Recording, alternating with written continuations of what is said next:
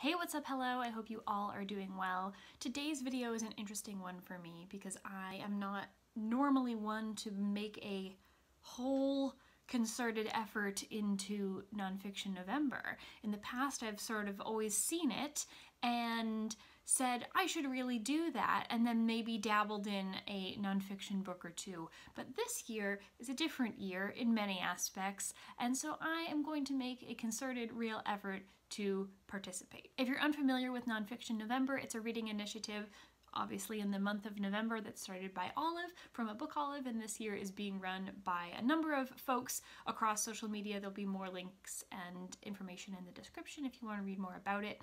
But of course it's dedicated, as the name might suggest, to reading nonfiction books within this month. As you know, Bex tends to read more nonfiction than I do, so if you're familiar with our channel, you probably know nonfiction more from her videos than you do mine, but it is also something that I have an interest in, and it's something that she has been keenly pushing me toward a little bit this year. So in terms of a TBR for this month, mine is rather short because there are two fiction books that I am intending to finish in November, and I do need to get to those as well. So I'm keeping this manageable, I'm keeping my expectations just sort of legitimate and something that I can work with, and this is what I intend to read. There are 4 prompts which can be interpreted in a variety of ways in this particular reading challenge, and 2 of them I've related to each book that I'm intending to read. So there are only 2 books. The first one is Quiet by Susan Cain, and this is a book that Bex picked out for me to read as part of our Shelf Sisters series that we're doing here. This is my second of 3 books that she wants me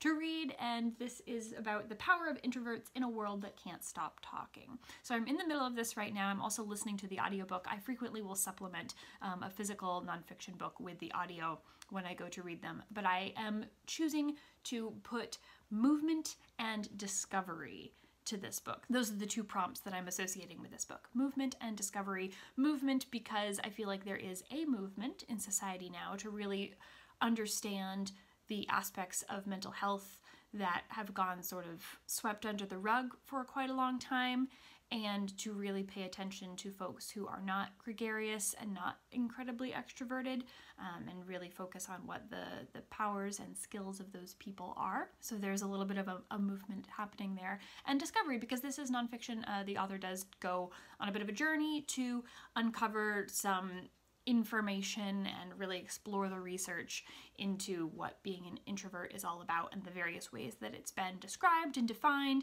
and explored in past research over time. So I'm looking forward to finishing this in the month of November, and you will of course see a review of it coming soon. The other 2 prompts for Nonfiction November are time and buzz, and so I chose this book, Notorious RBG, The Life and Times of Ruth Bader Ginsburg, which I think is rather timely and also is a little bit buzzy because she's no longer with us. She's recently died, and I feel like there's still a lot of buzz about that because of the implications of her death.